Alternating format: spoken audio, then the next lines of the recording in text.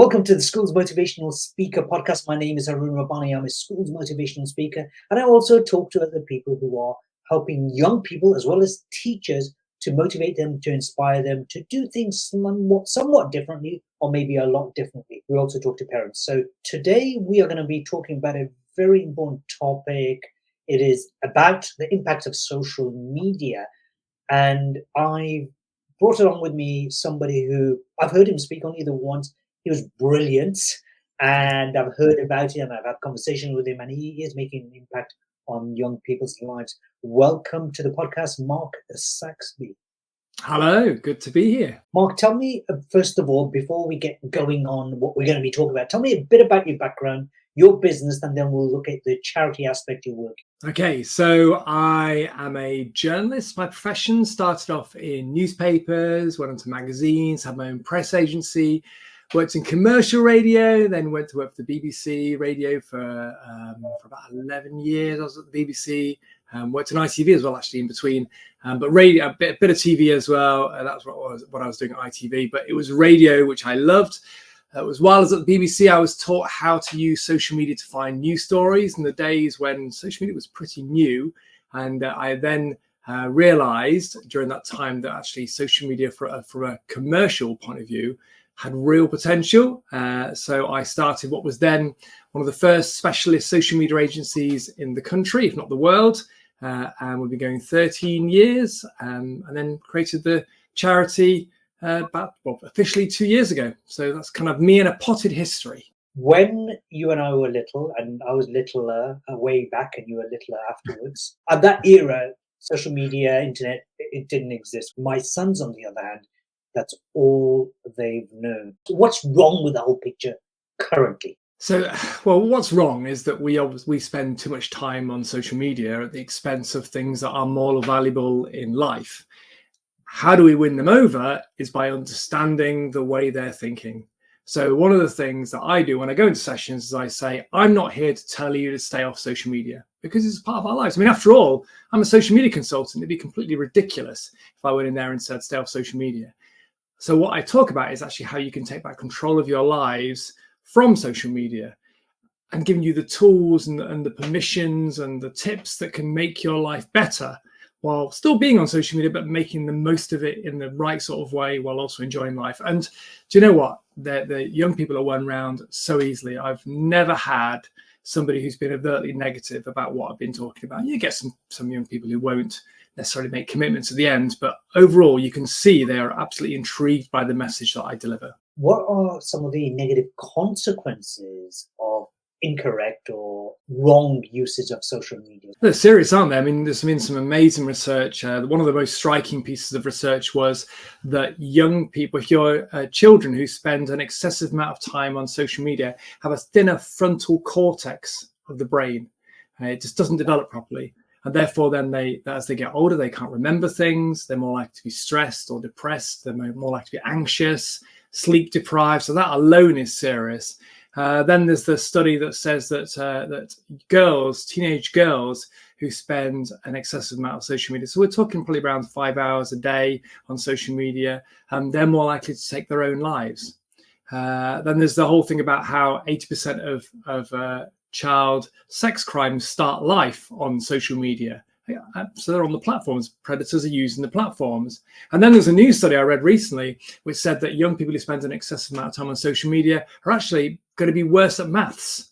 You think, well, so even academically as well, they're going to be worse at particular subjects because their brains just can't compute, can't stay on top of what's going on. So there's so many things, and then that's just the kind of the physiological things that can affect young people, but then the societal influences and all the things that means that young people then aren't engaging with their families, or actually as well, adults aren't engaging with their children because of the negative elements of social media. Because let's not kid ourselves, Harun.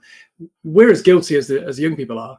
You know, I'm fighting my own social media challenges, you know, just like every adult should be, but generally we're not. I don't know what's happened to the world, because I remember when the iPhone, I can't remember which model, like 2 or 3, whenever the smartphone came out, I was the old generation who said, does this phone, this is at the car phone warehouse, does this phone allow me to make phone calls and texts? Yes. Then why would I want to take emails? onto my phone. In other words, why should I be so accessible? But of course, now it's like having that kind of mindset is backward, right? So Mhm. you mentioned at schools speakers hub, live gathering for our listeners, for professional speakers. You mentioned something about, I think it was you who mentioned something about going to a dinner and seeing everybody, just the whole entire family, just spending their time going out for a dinner on the phones. Was that you or was that somebody else? That was somebody else, but yeah, I mean, it's just so common, isn't it? Yeah, Yeah, I know. it's It's just sad. yeah. It's sad, isn't it? Just sad to see it when you see that sort of behaviour. You think, oh no, but I can also see the temptation because we're so addicted. You know, the dopamine. Even just when we're young, we pick up a phone, but actually I put my phone in another room, so I don't. It doesn't get in the way of me doing work. But you know, I'll pick up my glasses case and say, even just the addiction of picking up your phone, even the dopamine that goes into your head by picking up your phone.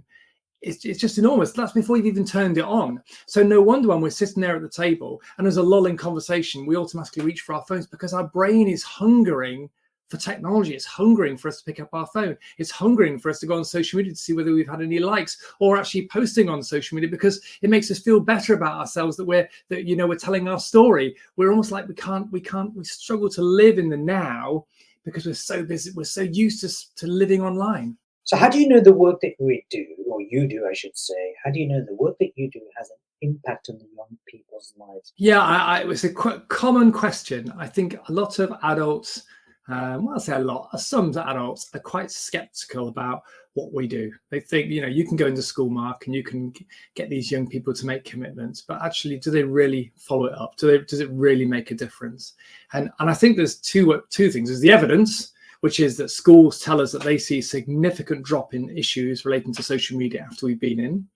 And that young people, they will make commitments and they will stick to those commitments. But it's also, I think, just that anecdotal thing of I know as a school speaker and talking to other school speakers that when you go into school, you're not forgotten. You're not forgotten.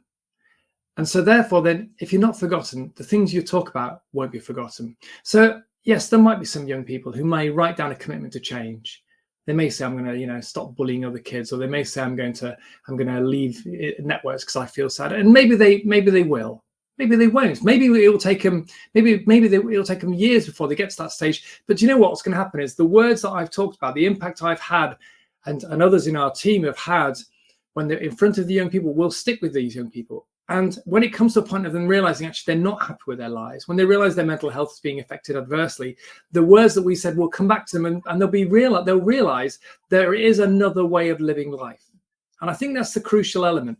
It's not just about the tips and the techniques we'd give them. It's about actually giving them the permission that they don't need to be like everybody else, that they don't need to be addicted, that they don't need to be at the whim of the social media companies, that actually they can make a decision. So I think even though they may not make decisions straight away, they may not go through those decisions straight away, ultimately they will do. Just like when I talk to adults, there'll be adults who will, they will say, oh, I'm fine. Or I know that the impact of what I say will keep coming back to them again and again and again until finally they realize my life is emptier when I've got a mobile phone in my hand, when I'm on social media for 2-3 hours a day.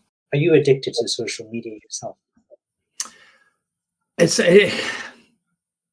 You know what? Isn't it hard to admit you're addicted to anything? I can admit I'm addicted to cake, real ale, Eurovision, holidays in the sun. But actually admitting I'm addicted to a little device is really, really hard. I would say probably am. But what I am is aware of it. And so what I do is I put safeguards in place to try and stop me being addicted. And actually, a lot of it's spurred obviously from going into schools, because when you're going to talk to young people about taking back control of their lives, you've got to make sure you're taking back control of your own lives.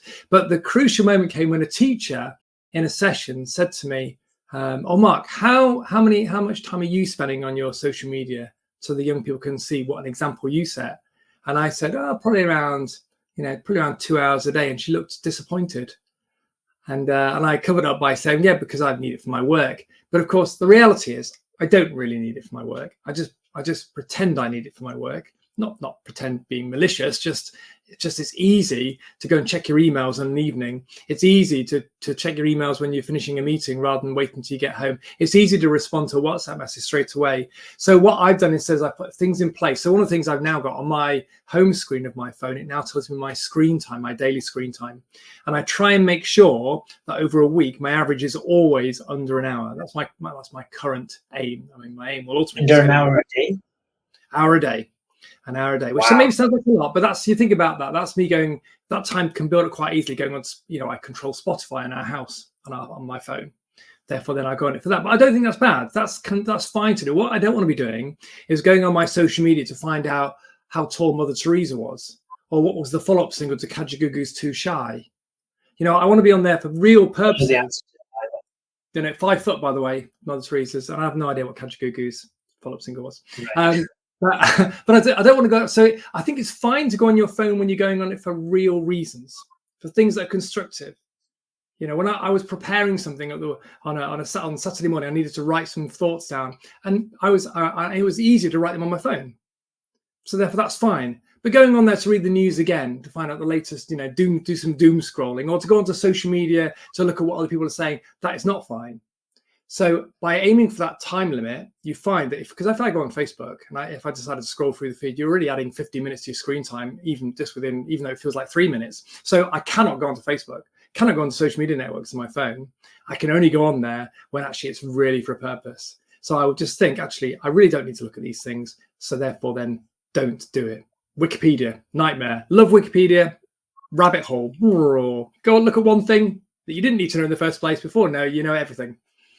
Oh, it's crazy. Regarding Facebook, I do have a strategy which might pee people off, that I'm more of a creator. I'll create content and I'll respond to my content. I generally avoid scrolling. So anyone who ever gets upset, Harun never ever likes my post, that's because it's not on my newsfeed, and it's because I've not scrolled past that first page. Just to let you know, this is to all my friends who are upset with me. Tough. Well, I have exactly the same strategy, Harun. I don't look at other people's posts. I'm a content creator and I respond the same way you do. You run a social media agency as your main business. I've listened to great experts, people like Gary Vee, encouraging you to post more on social media, do more on social media. So on one side, you're saying that. I'm not saying you're Gary Vee. On one side, you're saying use social media in businesses. And on the other side, you're asking young people to use social media less. Isn't that a bit hypocritical? So the balance is really important, isn't it? And actually, one of the things that I've steered in our business is away from excessive amount of time on social media. I mean, I think social media has evolved anyway over the 13 years. We used to quote a stat that said that if you wanted to really be seen on Twitter, you should be tweeting 42 times a day. So once every half an hour of waking life, which made sense because the average Twitter user was only on the platform for 7 minutes a day. So if you only post once a day or once a week, you're never going to get seen. So we used to post as an agency 42 times a day. We used to get seen over 1 million times a year. We got loads of engagement, loads of brand awareness. And so it worked really well. But then we found that actually the amount of engagement and the views was going down. And we found that across a lot of the networks. So we thought, okay, well, what's the changing strategy? And what we found was actually it was better to do fewer posts, but just do them at such an incredibly high standard that people couldn't resist them. Now, I'm a big believer in doing things excellently all the time, which means then only focusing on the networks where we can really make progress for our business. So in reality, the network which works for me most is my own personal LinkedIn profile.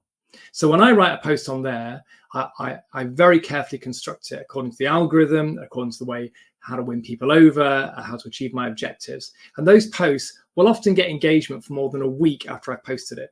So therefore, then I only need to post twice a week on LinkedIn. If I get other content, I might add to it. But I as a minimum, I post twice a week. And if I do twice a week, that's fine. So I would say to people and businesses when we go into there is to say, actually, what does your target audience need? And how can you do that through excellence, but also through spending less time on social media? The downside, of course, is that on social media, if you're a business to consumer company, you're going to have to be responding to people and sometimes at night and in the weekends. But then that's where I kind of talk to the business owners to say, what's your expectations of your team and how do you get that? How can they have a good work-life balance? You have some issue with quiche. What is this issue you have? Well, it all started, it must have been, I don't know how long ago it was now, maybe 15, 20 years ago, maybe even longer. Gosh, it's been a lifelong passion practically, or anti-passion. So I'm a Christian. I go to church, and one of the biggest problems we see in church is what are called bring and share meals. You see them in other walks of life as well.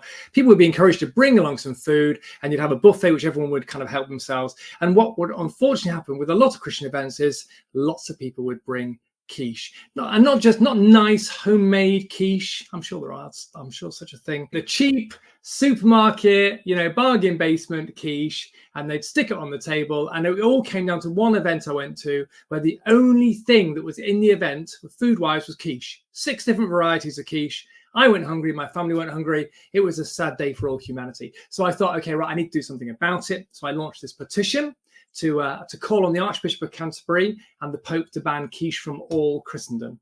And the campaign went mad. I was interviewed by the Sunday Times. I got in the Mail. I got on international radio. People were just, the quiche haters. They were on my side, and the evangelicals were all very angry, of course. This is my campaign. So what I find out, though, in all seriousness, is actually it works really well as a tool. So often when I do public speaking, I'll talk about quiche. Nobody forgets a quiche campaigner. When I go into the schools, one of the lines I say in my introduction, I talk about my campaign against quiche, and I say to them, if you remember nothing else from today, the most important thing is to remember quiche is bad. Repeat after me, everyone. Quiche is bad. So the kids, they never forget a quiche hater. So again, it's another really good way of getting the young people to remember who you are. And that's critical, isn't it? Because a big challenge with schools is students is that they constantly see the same old teacher again and again and again. And one of the things we discuss in the Schools Speakers Hub is one of the lessons is do not be like a teacher in the context of be different. And so what you're doing is you're taking a message into schools which is memorable but also socially impactful. It helps them massively. You created a charity, I believe, with your wife. Can you explain what that charity is? So the charity is called Positive Social. So we actually had the idea probably getting on for 9 years ago. I think it even came up we had the idea in a social media workshop that there was all the issues were happening with young people and we should start doing something. So we did a pilot scheme, went down very well, but then the business started growing. We just never had time to do anything about it. And then during lockdown, we finally, my wife, Carrie, got the time to be able to register it as a charity. We also decided to kind of slim down what we were doing at Status Social, so it became more selective, ultimately to be able to create more time to do the charity work. So and then in the last year we launched it properly, really around maybe November of 2022, and last year we delivered more than 100 sessions into schools, and that was really just me and one other guy. And then we needed more school speakers, and we've now got a team of around 30, soon to be increased to around 40, and maybe up to 50. So lots of people who grasp the vision, love what we're doing, which is awesome because we were getting inquiries from Kent and Hampshire, and we even had an inquiry from Bahrain. And obviously, when there's only me and one other guy based in the East Midlands, that's pretty difficult to deliver to. So our vision is to get into every school in the UK, in terms of every secondary school and primary schools where possible. And we needed help. But people love the message. They love what we're doing. They watch me delivering, and they love the passion and the fun that goes into the sessions. And people, it's not difficult to get people to want to come and support us. So that's been that was the first challenge. Now my big challenge is to get businesses to support us, to fund us to go into schools, because obviously running a charity is not a cheap business, even if I'm doing it all for free. So, but it's a great challenge, and I love doing what I do for Status Social, but I love more doing what I do for Positive Social, because when you walk out of a school and you've seen all those commitments and those faces, and just the thanks that they give you when they're leaving the room, when they make that effort to come up to you to say thank you, that's an awesome feeling, And when the teachers come back and say how much what I find fascinating is when teachers say, I've learned so much today. And I think, great. That means you're taking it on board as well, which means then you'll carry on talking to the young people about it, which means it'll have even more impact. And a lot of people are afraid of what's happening with artificial intelligence in the future.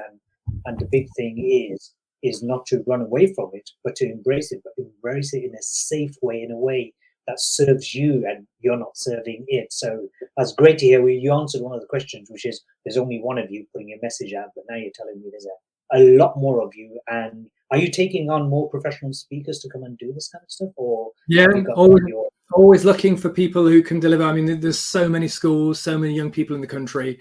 So we're not employing people. We're just taking people on as and when basis. So when a speaker wants to get some work, we'll be contacted by a school. We'll go to that speaker.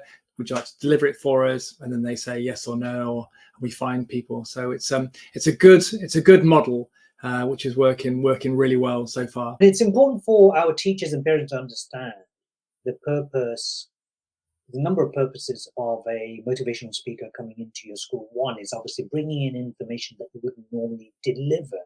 Two, very important, is to give a perspective that generally you will not be trained to give or have, or because our speakers and all the people coming on the show get to experience stuff that everyday people in the education system isn't exposed to. And then finally, of course, young people, especially if you got a good speaker, young people come seeing a good speaker, one who can engage them, will leave a marked impression, excusing the pun on Mark's name, a real impression, a lasting impression on their life. So thank you for that. Now, recently you spoke at the Professional Speakers Association Speaker Factor. What was that experience like for you? So Speaker Factor, for those who don't know, so it's a national competition. You have 5 minutes to talk about a subject without script, without slides, and you're not allowed to go over 5 minutes or you get disqualified. So first of all, I'd never done anything like that in my life before. I've been a public speaker for best part of 13 years professionally, and then I've been public speaking for probably another 15 or so years, 10 years before that.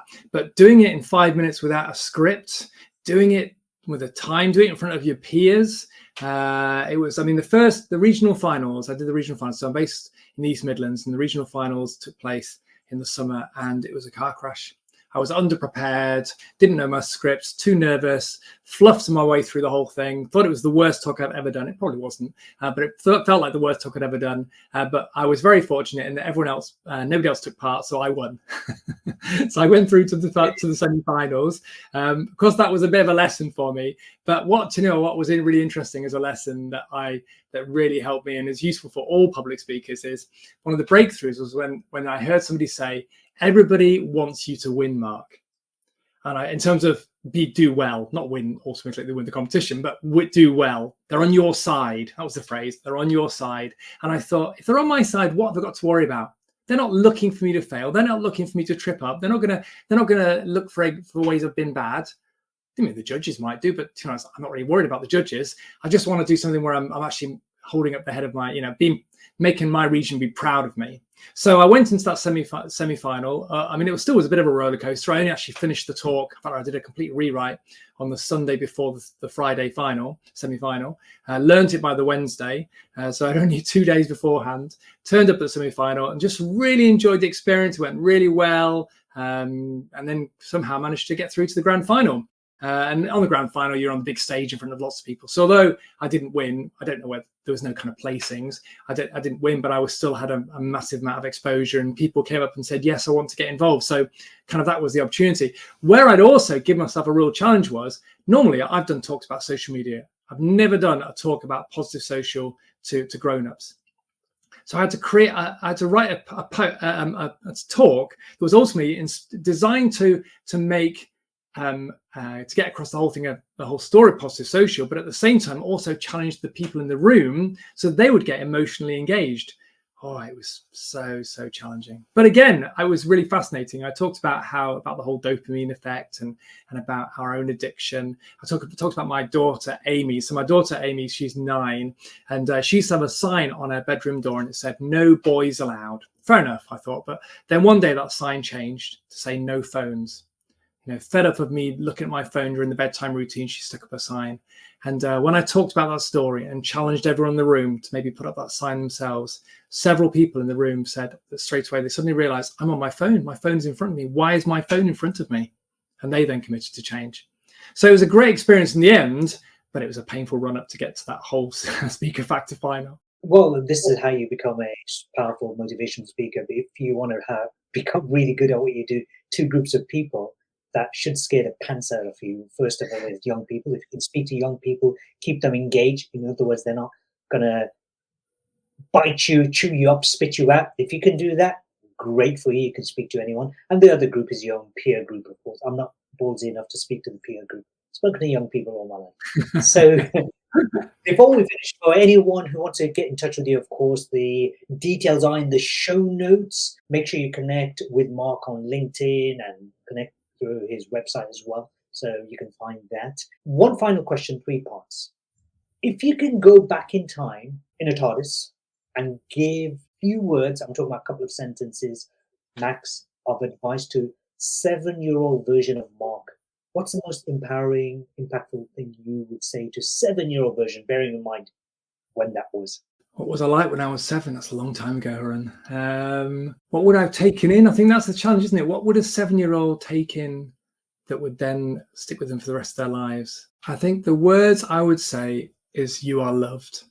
I don't think people realize they're loved enough. I think I probably knew I was loved by my mum and dad, maybe that feeling, but I'm not sure in that moment that I really truly knew what that loved was, and that love of, as a Christian, knowing that love of the Father God, and that deep love that you receive from your parents, from Father God, probably from others around you as well. I don't think I truly knew I was loved. And I wonder whether if I knew in my heart of hearts I was truly loved by those that were important, would that have given me more confidence to have gone through school, which was a challenge, and then into older life? Because I don't think I really truly knew I was loved until I was in my 40s. And that was when I started seeing the breakthroughs in my life and in my career and everything happening, when I knew I was truly loved. At the age of 12, 13, that version of Mark. We still loved, even if you are going through your hormones. It's very much to happen from that age. What would you say? Yeah, because my parents are really supportive. They were great parents. I had really good parents who supported me. And it's funny because I think what was going on when I was 12, 13, started being bullied at school. Things started getting harder. Gosh, I've just go back to the same message again. I'm not sure anything else would have really had the impact, apart from the fact that I knew I was loved. I just think when you're loved, it can be everything. When you know you're loved, you feel secure, you feel satisfied. It's not about what you can achieve or what you need to achieve. It's about who you are. And if you know who you are, that puts you in such a strong place. What about the 18-year-old version? Final bit. 18-year-old. Well, so 18-year-old, I was, what was I doing then? I knew I wanted to be a journalist at that stage. So I was trying to go to college and trying to, and I think maybe then I would say one of my good bits of advice, because you're more worried about what other people think about you at that age. And my advice would be, do you know what? Never mind what anybody thinks of you. Just be true to yourself. You'll make mistakes, and you know what? You still need to say sorry to people when you've hurt them, but just be sure that actually it doesn't really matter what other people think. Thank you ever so much, Mark Saxby. The work that you're doing is vital, and I can't overemphasize it to our listeners, our viewers, how important the content of what you're doing is to the lives of our young people and of course adults. So make sure you connect with Mark. Mark, is there any final message you want to share before we close this show? I would just encourage everybody to think about how they're living their lives when it comes to digital devices. They're there to help make our lives easier, not to make it more difficult or make us more disconnected. So I challenge everyone to think, what am I spending my time on? Is my life better by spending lots of time on social media? Or actually other things that I would love to do that I'm procrastinating about or will never do because I'm letting digital devices get in the way. Thank you ever so much, Mark Saxby, for coming onto the School's Motivational Speaker podcast. And for viewers and listeners, if you're listening any time of the day, any time of the year, make sure you share this with at least one person who might get value from this. Make sure you share and subscribe at least with one person, because hearing information that Mark shared just now, you might not be aware what's going on in your children's lives, if you're a teacher, your students' lives, but the information you just said will have an impact on all of their lives. Thanks for watching. Bye for now.